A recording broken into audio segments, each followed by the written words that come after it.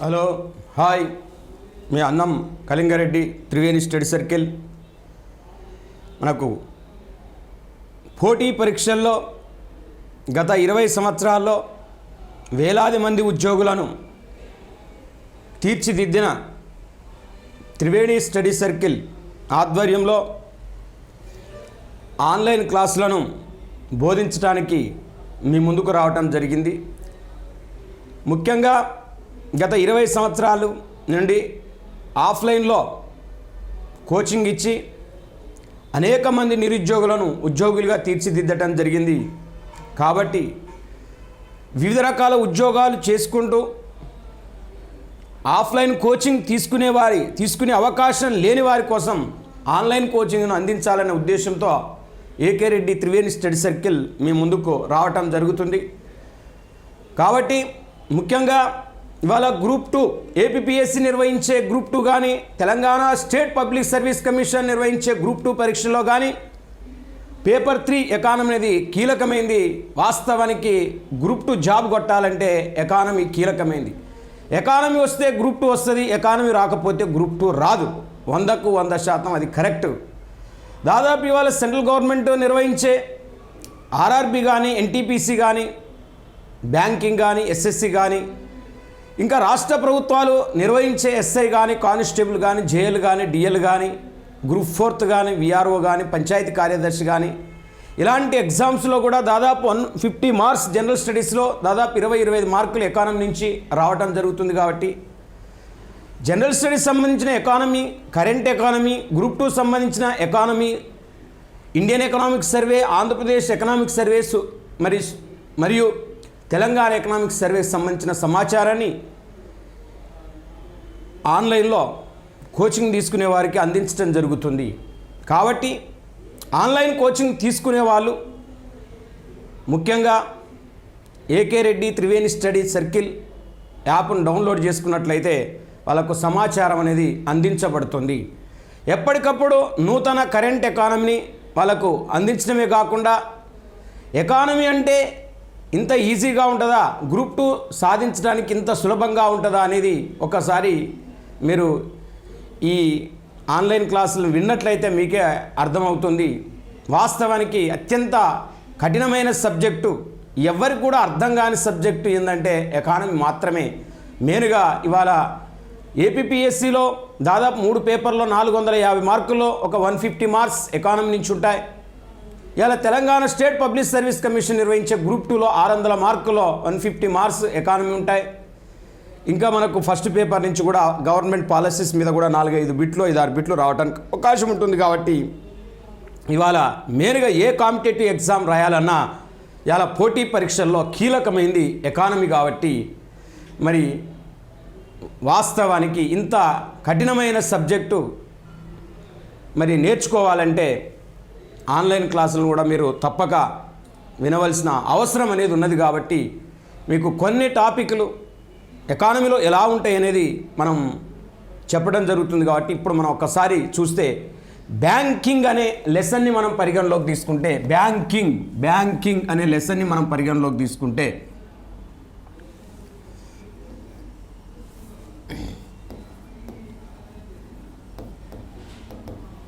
Banking all competitive exams APPSC, TSPSC మరియు central government నిర్వహించే ఏ పోటీ పరీక్షలకైనా ఈ బ్యాంకింగ్ లెసన్ మీద మనకు బిట్లు రావడానికి అవకాశం ఉంటుంది. వాస్తవానికి బ్యాంకు అనే పదము బాంకు అనే ఒక లాటిన్ పదం నుండి ఉద్భవించింది. బ్యాంకు అనే పదము బాంకు అనే ఒక లాటిన్ పదం నుండి ఉద్భవించింది. బాంకో అనగా బెంచి అని అర్థము. బెంచి అనగా ద్రవ్యాన్ని మారకం చేసేది, ద్రవ్యాన్ని మార్పిడి చేసేది అని అర్థము.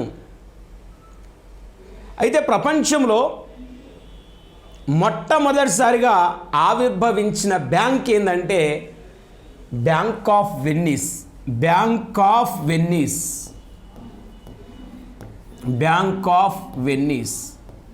ప్రపంచంలో ఏర్పడిన మొట్టమొదటి ప్రాచీన బ్యాంక్ ఆఫ్ వెన్నీస్. దీన్ని 1157వ సంవత్సరంలో లొంబార్డీ జాతుల వారు ఈ బ్యాంకును స్థాపించడం జరిగింది.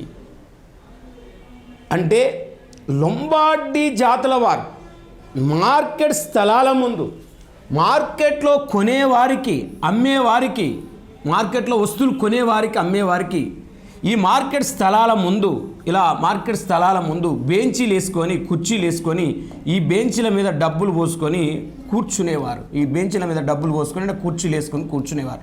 ఇలా మార్కెట్లో వచ్చే వాళ్ళకు, మార్కెట్లో పోయే వాళ్ళకు, వీళ్ళు వస్తువుల కొనుగోలుకు, అమ్మకానికి, క్రయ విక్రయాలకు ఈ లొంబార్డీ జాతుల వారు అప్పులిచ్చి ఒక బ్యాంకునే ఏర్పాటు చేశారు. అదే ప్రపంచంలో ఏర్పడిన మొట్టమొదటి ప్రాచీన బ్యాంకే బ్యాంక్ ఆఫ్ వెనిస్గా మనం చెప్పుకోవచ్చు. ఇది 1157వ సంవత్సరంలో ఈ బ్యాంకు ఏర్పడింది. తర్వాత కనుమరుగైపోయింది. దీని తర్వాత ఆధునిక బ్యాంకులకు 3 మూల పురుషులు ఉన్నారు. ఆచార్య క్రౌదర్ అనే ఆర్థికవేత్త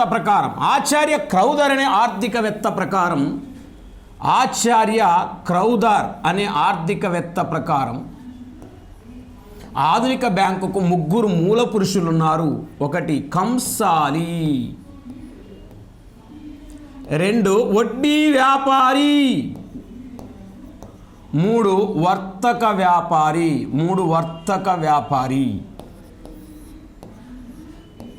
వీళ్ళ 3 ప్రోత్సాహంతో ఆధునిక బ్యాంకులు ఏర్పడ్డాయి, ఆధునిక బ్యాంకులు ఉద్భవించినాయి. అంటే కంసాలి గోల్డ్ స్మిత్, వడ్డీ వ్యాపారి, వర్తక వ్యాపారి, వీళ్ళ 3 ఆధునిక బ్యాంకులకు మూల పురుషులుగా మనం చెప్పుకోవచ్చు. ప్రపంచంలో ఏర్పడిన మొట్టమొదటి ఆధునిక bank bank of Barcelona.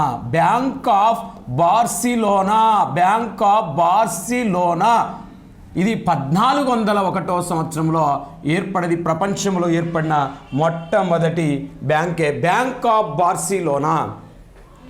Bank of Barcelona 1401లో ఏర్పడితే బ్యాంక్ ఆఫ్ జెనీవా 1407లో ఏర్పడ్డది.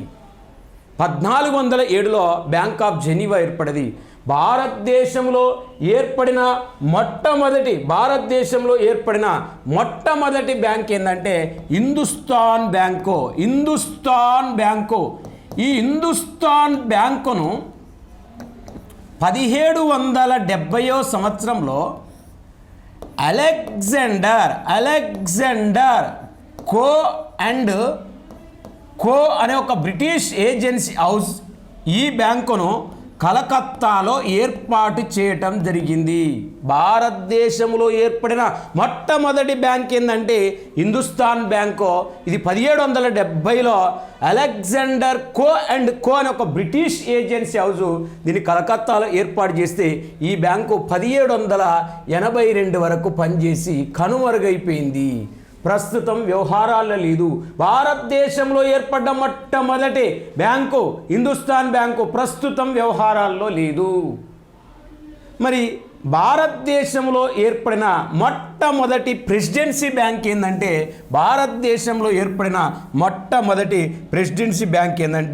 Bank of Bengal.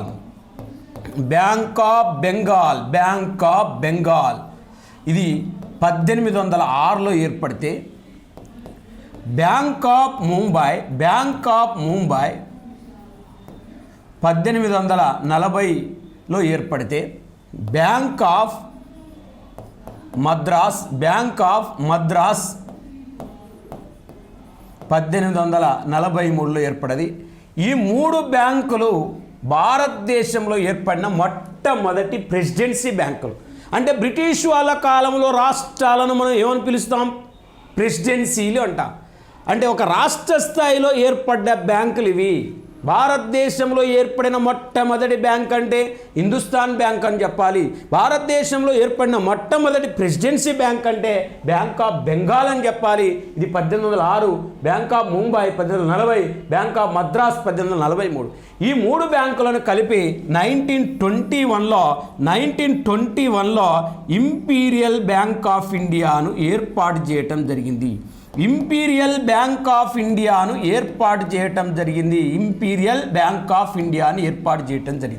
అంటే ఈ 3 బ్యాంకులు ఇంపీరియల్ బ్యాంక్ ఆఫ్ ఇండియాలో మెర్జ్ చేయటం జరిగింది 1921లో. ఇంపీరియల్ బ్యాంక్ ఆఫ్ ఇండియాని 1955వ సంవత్సరంలో ఇంపీరియల్ బ్యాంక్ ఆఫ్ ఇండియాని స్టేట్ బ్యాంక్ ఆఫ్ ఇండియాగా పేరు మార్చడం జరిగింది. స్టేట్ బ్యాంక్ ఆఫ్ ఇండియాగా పేరు మార్చడం జరిగింది imperial bank of India. Gorwala committee సిఫారసులను అనుసరించి స్టేట్ బ్యాంక్ ఆఫ్ ఇండియాను 1955లో జాతీయం చేయటం జరిగింది. మరి జాతీయం చేసిన తర్వాత స్టేట్ బ్యాంక్ ఆఫ్ ఇండియాకు అనుబంధంగా 7 బ్యాంకులను 1959లో ఎస్బీఐకి 7 అనుబంధ బ్యాంకులను ఏర్పాటు చేయటం జరిగింది. ఎస్బీఐకి 7 అనుబంధ బ్యాంకులను ఏర్పాటు చేయటం జరిగింది. అదే Hyderabad, Bikaner, Indore, Mysore, Patiala, Saurashtra, Travancore. State bank of Hyderabad, State bank of Bikaner, State bank of Indore, State bank of Mysore, State bank of Patiala, State bank of Saurashtra, State bank of Travancore. అంటే స్టేట్ బ్యాంక్ ఆఫ్ ఇండియాకు 7 అనుబంధ బ్యాంకులు 1959లో ఏర్పాటు చేస్తే వాస్తవానికి మరి ఇవాళ ఈ స్టేట్ బ్యాంక్ ఆఫ్ సంబంధించిన 7 అనుబంధ బ్యాంకుల్లో స్టేట్ బ్యాంక్ ఆఫ్ సౌరాష్ట్రను 2008లో ఎస్బీఐలో విలీనం చేయటం జరిగింది. స్టేట్ బ్యాంక్ ఆఫ్ ఇండోర్ను 2010లో ఎస్బీఐలో విలీనం చేయటం జరిగింది. 2017 ఏప్రిల్ 1న state bank of Hyderabad, Bikaner and Mysore and Patiala, Travancore ఈ 5 బ్యాంకులను కూడా ఎస్బీఐలో విలీనం చేయటం జరిగింది. ఈ 5 బ్యాంకులతో పాటు 2013 నవంబర్ 19న సెంట్రల్ గవర్నమెంట్ ఏర్పాటు చేసిన మహిళా బ్యాంకును కూడా ఎస్బీఐలో విలీనం చేయటం జరిగింది. ప్రస్తుతం ఎస్బీఐ అనుబంధ బ్యాంకులు లేవు, మొత్తం ఎస్బీఐలో విలీనం చేయటం జరిగింది. ఇలా 1806లో ఏర్పడ్డ బ్యాంక్ ఆఫ్ బెంగాలే స్టేట్ బ్యాంక్ ఆఫ్ ఇండియాగా రూపుదిద్దుకుంది. దాదాపు 200 సంవత్సరాల పైన చరిత్ర కలిగిన bank state bank of India. భారతదేశంలో ఎక్కువ శాఖలు కలిగిన bank state bank of India. ప్రభుత్వ రంగంలో అతిపెద్ద bank state bank of India. ఎక్కువ ఏటీఎంలు కలిగిన bank state bank of India. ఎక్కువ లాభాలు ఆర్జించే bank state bank of India. మరి వాస్తవానికి ఇక్కడ మనం భారతదేశంలో ఏర్పడిన మొట్టమొదటి బ్యాంక్ అంటే హిందుస్థాన్ బ్యాంక్ అని చెప్పాలి. భారతదేశంలో ఏర్పడిన మొట్టమొదటి ప్రెసిడెన్సీ బ్యాంక్ అంటే బ్యాంక్ ఆఫ్ బెంగాల్ అని చెప్పాలి. భారత యాజమాన్యంలో ఏర్పడిన మొట్టమొదటి బ్యాంక్ ఏంటంటే వాస్తవానికి భారత యాజమాన్యంలో ఏర్పడిన మొట్టమొదటి బ్యాంక్ ఏంటంటే ఇక్కడ ఔధ్ కమర్షియల్ బ్యాంక్ పేరు చెప్పాలి. Awadh commercial bank. ఈ ఔధ్ కమర్షియల్ బ్యాంకు 1881లో ఈ ఔధ్ కమర్షియల్ బ్యాంకును 1881లో ఆగ్రాలో ఏర్పాటు చేయటం జరిగింది. భారత యాజమాన్యంలో ఏర్పాటు చేసిన మొట్టమొదటి బ్యాంకే ఔధ్ కమర్షియల్ బ్యాంకు. మొట్టమొదటి ప్రభుత్వ రంగ బ్యాంక్ ఏంటంటే పంజాబ్ నేషనల్ బ్యాంక్.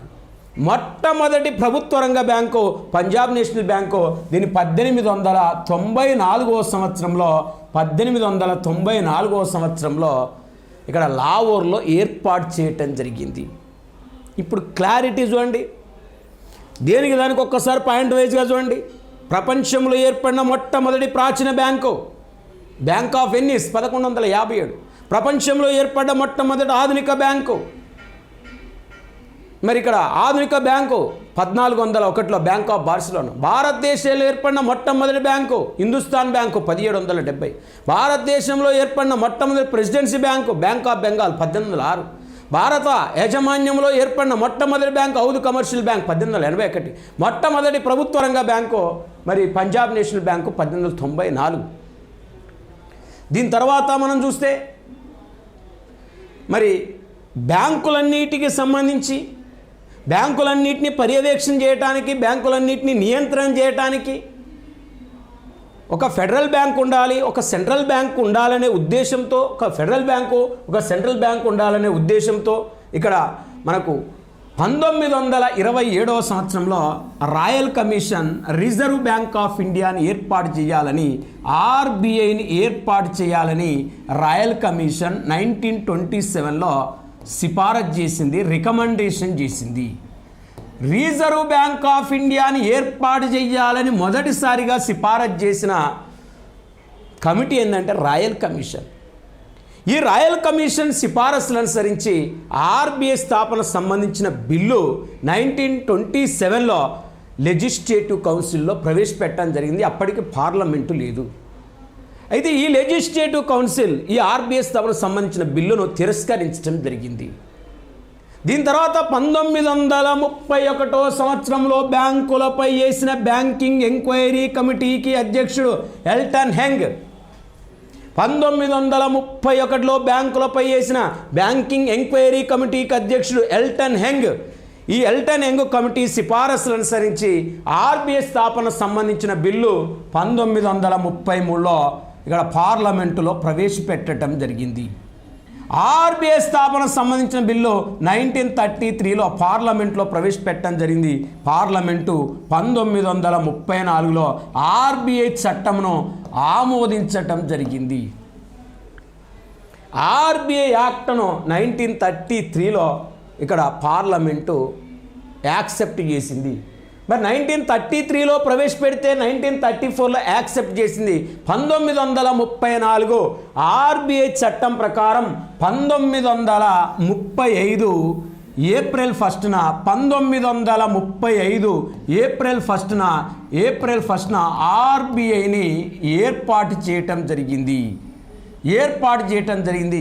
మరి 1935 ఏప్రిల్ 1న ఆర్బీఐని ఏర్పాటు చేస్తే 1949 జనవరి 1న ఆర్బీఐని జాతీయం చేయటం జరిగింది. జాతీయం చేసింది జనవరి 1, ఏప్రిల్ 1 ఏర్పాటు జాతీయం జనవరి 1. మరి చూడండి, ఈ రెండు మనం గుర్తుపెట్టుకోవాలి. అయితే 1935లో రిజర్వ్ బ్యాంక్ ఆఫ్ ఇండియాని ఏర్పాటు చేసినప్పుడు దాని యొక్క ప్రధాన కార్యాలయం కలకత్తాలో ఉంది. 1937లో ఆర్బీఐ యొక్క కార్యాలయాన్ని బొంబాయికి, ప్రస్తుతం ముంబై, అప్పుడు బొంబాయి, ఇప్పుడు ముంబైకి తరలించటం జరిగింది. రిజర్వ్ బ్యాంక్ ఆఫ్ ఇండియా యొక్క ప్రధాన కార్యాలయం ప్రస్తుతం ఎక్కడుంది అంటే ముంబైలో ఉంది. కానీ కాంపిటేటివ్ ఎగ్జామ్లో మనం గుర్తుపెట్టుకోవాల్సింది, మనం ఎంత చదివిన అనేది కాదు, ఎన్ని గంటలు చదివిన అనేది కాదు, ఎన్ని పుస్తకాలు చదివిన అనేది కాదు, బిట్టిచ్చినప్పుడు ఆన్సర్ చేస్తున్నామా చేయట్లనేది అనేది చాలా ముఖ్యము. క్వశ్చన్ కరెక్ట్ మనం చదవాలి. రిజర్వ్ బ్యాంక్ ఆఫ్ ఇండియాని ఏర్పాటు చేసినప్పుడు దాని ప్రధాన కార్యాలయం ఎచ్చట ఉన్నది అంటాడు. ముంబై, కలకత్తా, మరి చెన్నై, బెంగళూరు అని అనుకో. ముంబై, మరి కలకత్తా, చెన్నై, బెంగళూరు అన్నప్పుడు అందరూ ముంబై తిత్తారు. ఏర్పాటు చేసినప్పుడు కలకత్తాలో ఉంది. ప్రస్తుతం రిజర్వ్ బ్యాంక్ ఆఫ్ ఇండియా కార్యాలయం ఎక్కడ ఉందంటే ముంబై అని ఆన్సర్ చేయాలి. అలా నీట్గా, స్పష్టంగా, క్లారిటీగా మనం క్వశ్చన్ చదివి ఆన్సర్ చేయాలి. ఒక్క బిట్టు కాంపిటేటివ్ ఎగ్జామ్లో ఉద్యోగం రావడానికి తోడ్పడుతుంది, ఉద్యోగం పోవడానికి తోడ్పడుతుంది. ఒక్కసారి మనం కాంపిటేటివ్ ఎగ్జామ్ రాసినామంటే ఒక్క మార్కుతో మనం ఉద్యోగం పోయిందంటే మళ్ళీ ఎన్నో సంవత్సరాలు కాంపిటేటివ్లో వెయిట్ చేయాల్సి ఉంటుంది. కాబట్టి మనకు మెయిన్గా ఇలాంటి బిట్లు వచ్చినప్పుడు క్లారిఫికేషన్ అనేది చాలా ముఖ్యం. మరి ప్రస్తుతం రిజర్వ్ బ్యాంక్ యొక్క కార్యాలయం ముంబైలో ఉంది. ఇలా ఆర్బీఐ ఒక ప్రధాన కార్యాలయంతో 7 జోనల్ కార్యాలయాలతో పనిచేస్తుంది. మరి ఎక్కడ? ఢిల్లీ, కలకత్తా, చెన్నై, బెంగళూరు, హైదరాబాద్, నాగపూర్, పాట్నాలో దీని యొక్క ప్రాంతీయ కార్యాలయాలు ఉన్నాయి. మరి ఇక్కడ ఢిల్లీ, కలకత్తా, చెన్నై, బెంగళూరు, హైదరాబాద్, నాగపూర్,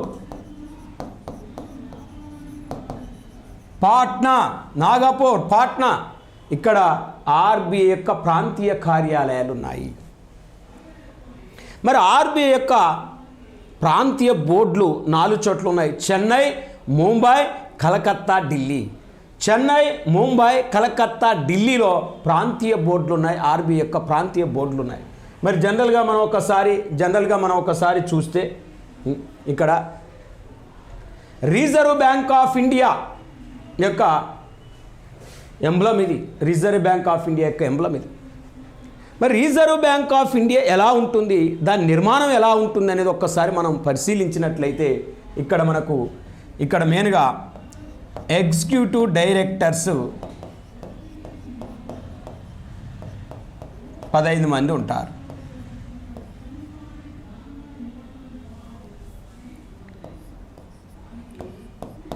డిప్యూటీ గవర్నర్లు 4 ఉంటారు, గవర్నర్లు 1 ఉంటారు. సెంట్రల్ బోర్డ్ ఆఫ్ డైరెక్టర్స్ మొత్తం 15, 4, 1 మొత్తం 20 మంది.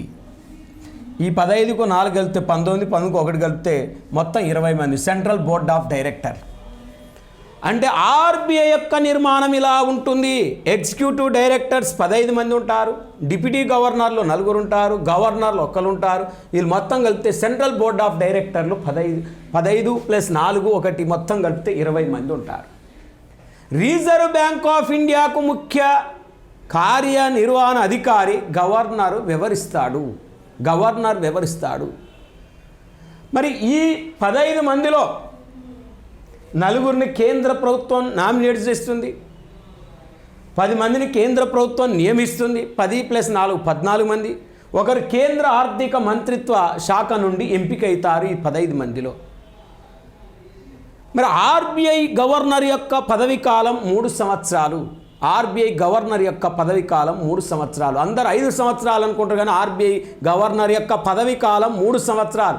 ప్రతి ఒక్క వ్యక్తి బిట్ అడిగితే చాలు కాంపిటేటివ్ ఎగ్జామ్లో ఆర్బీఐ గవర్నర్ పదవి కాలం ఎంత, 3 సంవత్సరాలు, 4 సంవత్సరాలు, 5 సంవత్సరాలు, 2 సంవత్సరాలు అని అనుకోండి. అందరికీ 5 దిద్ది అలవాటు ఉంటుంది కాబట్టి 5 దిద్దుతారు. ఇక్కడ గుర్తుపెట్టుకోవాల్సింది ఆర్బీఐ 3 అక్షరాలే. ఆర్బీఐ గవర్నర్ యొక్క పదవి కాలం కూడా 3 సంవత్సరాలే అని మనం గుర్తుపెట్టుకోవాలి. మరి మొట్టమొదటి రిజర్వ్ బ్యాంక్ ఆఫ్ ఇండియా యొక్క గవర్నర్ ఓస్ బర్న్ స్మిత్ మొట్టమొదటి RBI governor Osborne Smith. ఈయన 1935 నుంచి 37 వరకు పనిచేయటం జరిగింది. మరి మొట్టమొదటి reserve bank governor Osborne Smith అన్నాం.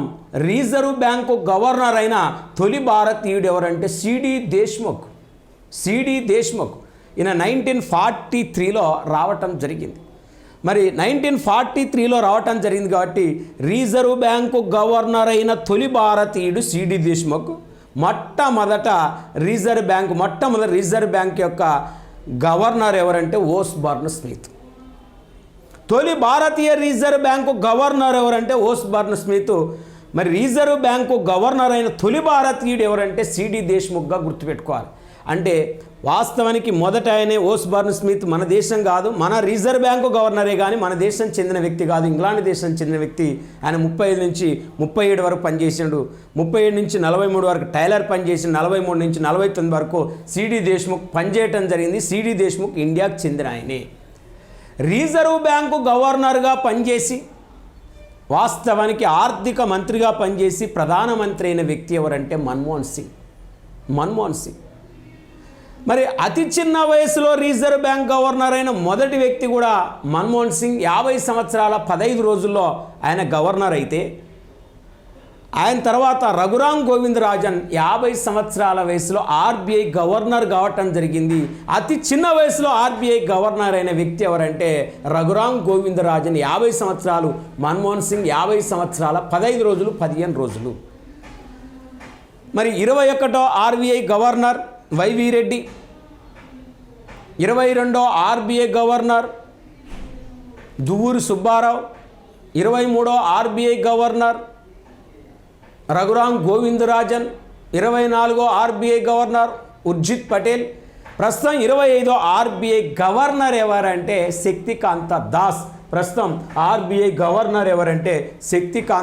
దాస్. ఈయన ఓస్ బర్న్ స్మిత్. మొట్టమొదటి RBI governor Osborne Smith. ఈయన శక్తికాంత దాస్ 2018 డిసెంబర్ 12 నుంచి ఈయన పదవిలో కొనసాగుతున్నాడు. 2018 డిసెంబర్ 12 నుంచి ఈయన పదవిలో కొనసాగుతున్నాడు శక్తికాంత దాస్.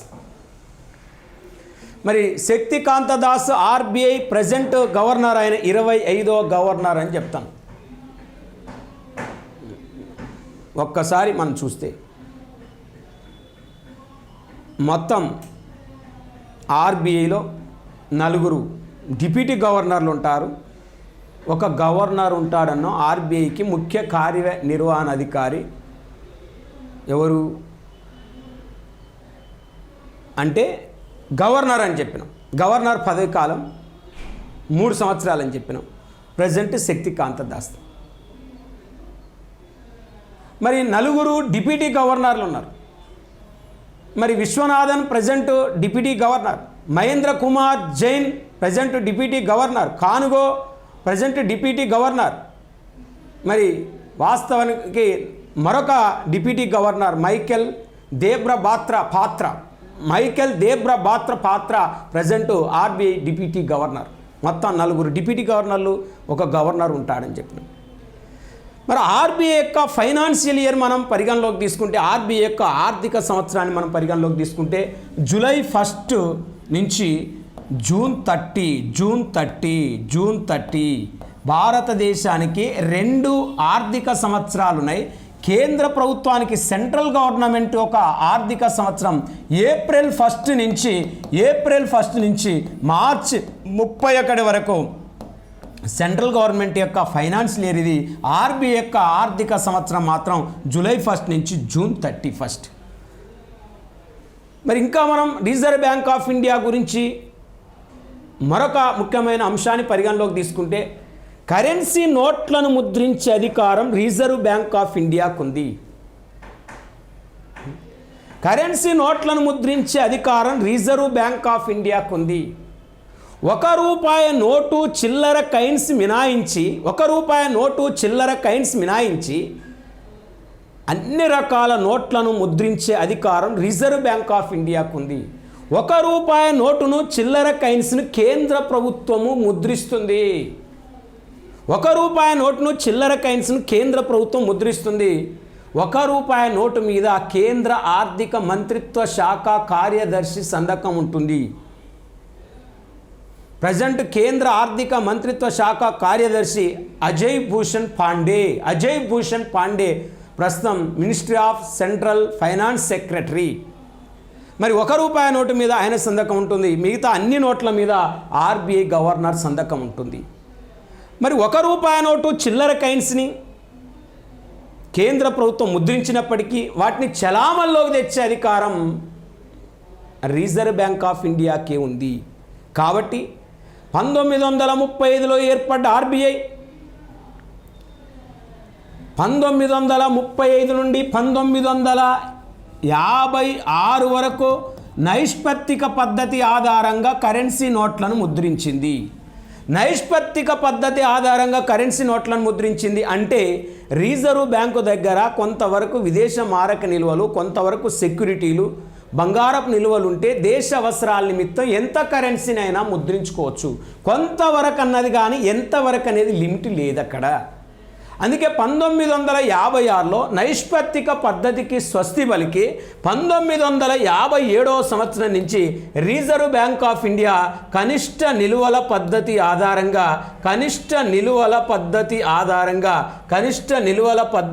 ఆధారంగా కరెన్సీ నోట్లను ముద్రిస్తుంది. కనిష్ట నిల్వల పద్ధతి ఆధారంగా కరెన్సీ నోట్లను ముద్రిస్తుంది. మినిమం రిజర్వ్ మెథడ్ అంటే 1957 నుంచి రిజర్వ్ బ్యాంక్ ఆఫ్ ఇండియా ఈ పద్ధతి ఆధారంగానే కరెన్సీ నోట్లను ముద్రిస్తుంది. జనరల్గా మనం ఒక్కసారి చూస్తే ఈ పద్ధతి ప్రకారం ఆర్బీఐ కరెన్సీ నోట్లను ముద్రించాలంటే మినిమం 200 కోట్లు ఆర్బీఐ దగ్గర ఉండాలి. 115 కోట్లు అంటే 115 కోట్లు బంగారపు నిల్వలు ఉండాలి. 85 కోట్లు విదేశ మారక నిల్వలు ఉండాలి. అంటే 115 కోట్లు బంగారపు నిల్వలు ఉండాలి ఆర్బీఐ దగ్గర, 85 కోట్లు విదేశ మారక నిల్వలు ఉండాలి. ఇంత ఉంటే దేశ అవసరాల నిమిత్తం ఎంత కరెన్సీనైనా ముద్రించుకోవచ్చు. మరి ఇది కొలమానం మనం గుర్తుపెట్టుకోవాల్సింది. ఇది జస్ట్ మనం బ్యాంకింగ్లో షార్ట్కట్ మెథడ్లో కొంతవరకు చెప్పటం జరిగింది.